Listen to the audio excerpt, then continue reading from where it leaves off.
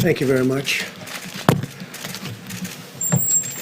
I would like to begin by announcing some important developments in our war against the Chinese virus. We'll be invoking the Defense Production Act just in case we need it. In other words, I think you all know what it is, and it can do a lot of good things if we need it, and we will have it all completed, signing it in just a little while, right after I'm finished with this conference. I'll be signing it. It's prepared to go. So we will be invoking the Defense Production Act. Last week I signed an emergency declaration under the Stafford Act, which, as you know, we invoked previously, and which activated FEMA's National Response Coordination Center. FEMA now is fully engaged at the highest levels. Today, FEMA is activated in every region. We are at level one being the highest level, which we will work with, and we've been working with FEMA. I've done a lot of work with FEMA. They're incredible. It's always been on hurricanes or tornadoes. They're right now in Tennessee. A large group working in Tennessee have been incredible. That was a tragic event.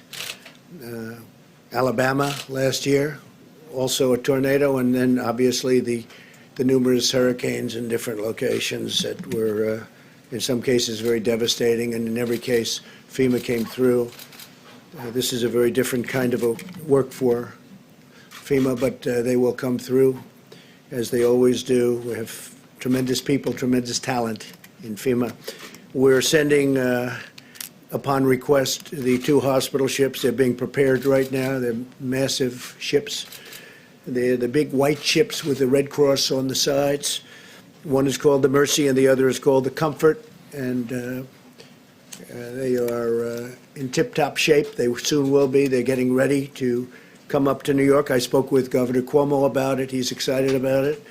And I also, we haven't made the final determination as to where it's going to go on the West Coast.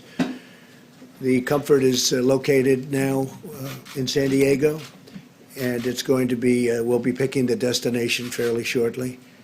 So those 2 ships are being prepared to go, and they can be launched over the next week or so, depending on need.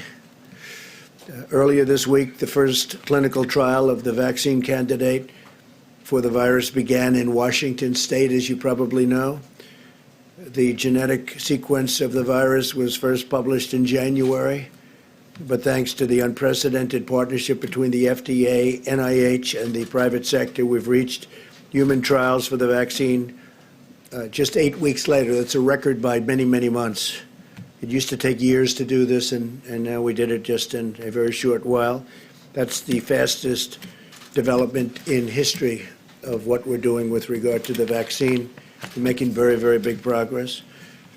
Today I can announce further steps to expand testing capacity. We're working with several groups to determine if the self-swab, a much easier process than the current process that's not very nice to do, I can tell you, because I did it.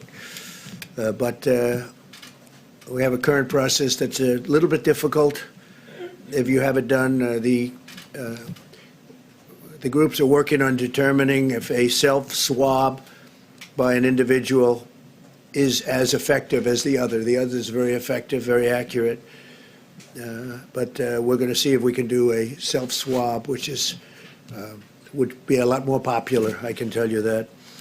So, and that would be administered also by a health official, but it would be a lot easier to do. The fact is that the health professionals would free up a lot. Let me just say, the self-swab is what it is. It's a self-swab. You do it yourself. The other has to be issued by a health professional, and it's something that is quite difficult. And we think it's working out for the self-swab. And if it would test positive, the people would go and they would do what they have to do. But we think that's probably working out. I've asked the FDA to cut through the red tape and reduce regulatory barriers. We are looking at some very exciting things, and I'm going to be holding a second news conference either today. We're going to talk about the FDA. Some things are happening that are quite exciting. And We're going to be doing that either later today or tomorrow, fairly early tomorrow.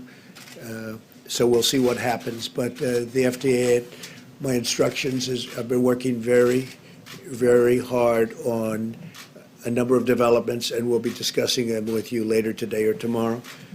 And this afternoon, I'll be meeting with nurses on the front lines of the battle against the virus. They're truly American heroes. They want to get it done. They're incredible people. So we're going to be meeting with nurses, and I actually look forward to that.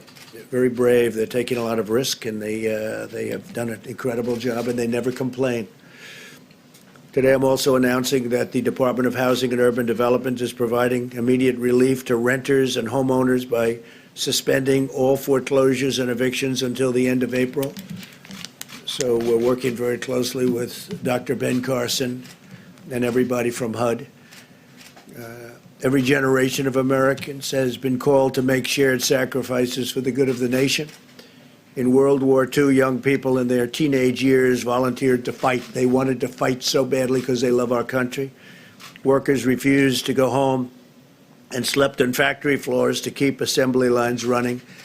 And, you know, the numbers of ships that they built during World War II to this day has nothing like that has ever been equal. They were doing ships literally on a daily basis. Nobody's ever seen anything like it.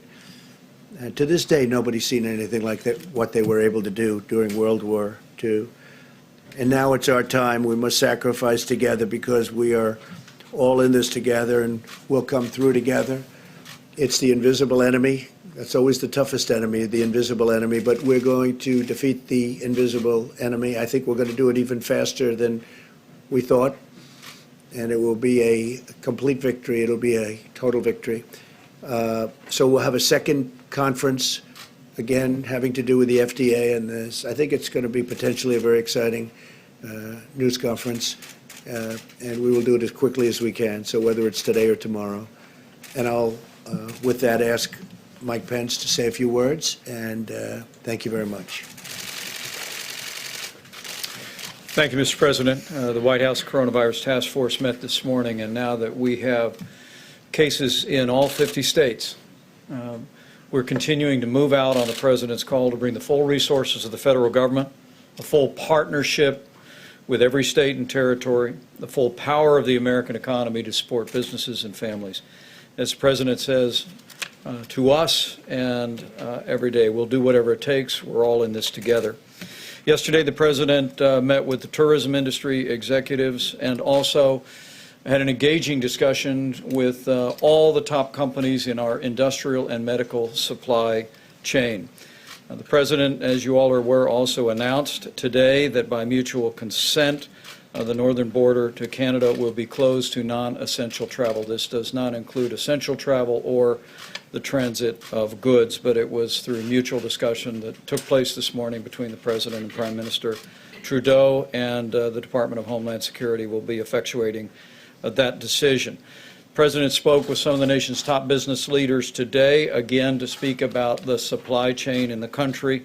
For our part, we're going to be conducting a conference call later today with state and local health officials to renew our ongoing commitment of cooperation and collaboration. As the President said last week in signing the Stafford Act, he stood up the National Response Coordination Center, and today at the President's direction, FEMA has gone to level 1. FEMA's mission is to support disasters that are locally executed, state-managed, and federally supported. And tomorrow, the President will be hosting all the nation's governors from a video conference at FEMA to ensure that they have a full connection to all of the activated regions for FEMA going forward. With regard to testing, I'm pleased to report that we're increasing the number of tests being performed by the thousands every day, thanks to the public-private partnership that President Trump forged with commercial laboratories around the country. Our health experts tell us to remind every American, it's important to remember, people without symptoms should not get tested. We want to make sure that the supply of testing is there for those that need it most or are symptomatic or in the vulnerable population.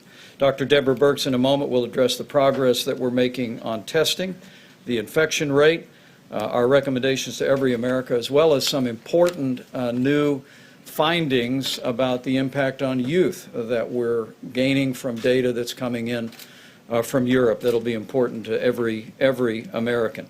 On the subject of supplies, the President has our task force extremely focused, as the President mentioned that he's invoking the Defense Production Act today. Secretary Esper in a few moments will describe the ongoing efforts that the Department of Defense is taking to make medical resources available. Secretary Robert Wilkie will announce decisions the VA has made to expand hospital capacity within their system. Also, with regard to medical personnel, at the President's direction, HHS is issuing a regulation today that will allow all doctors and medical professionals to practice across state lines to meet the needs of hospitals that may arise in adjoining areas. In addition to that, we are again today asking every American and our medical community leaders and hospitals to partner with us in delaying elective procedures across the country in our healthcare system to ensure that medical supplies and medical capacity go where they're needed most. Seema Verma will describe guidance that CMS will be issuing on that front. And finally, I want to remind every American of the President's 15-day guidance to slow the spread. We are grateful for members of the media and the general public that are adhering to these, sharing them with neighbors and friends. All of our experts continue to believe that if every American will do their part and embrace and put into practice these principles, that we can significantly limit the reach of the coronavirus in the weeks and months ahead.